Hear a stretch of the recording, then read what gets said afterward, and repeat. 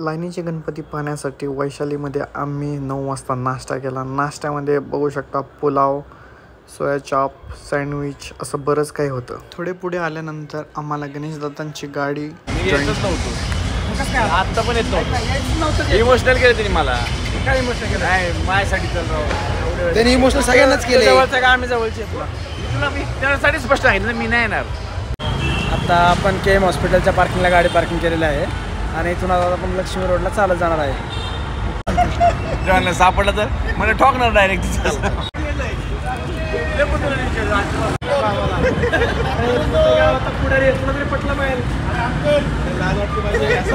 त्यांनी एक छोटंसं आमच्यासाठी प्रेम दाखवलं. त्यांनी आमच्या कानासाठी मस्तपैकी गोळे आणले.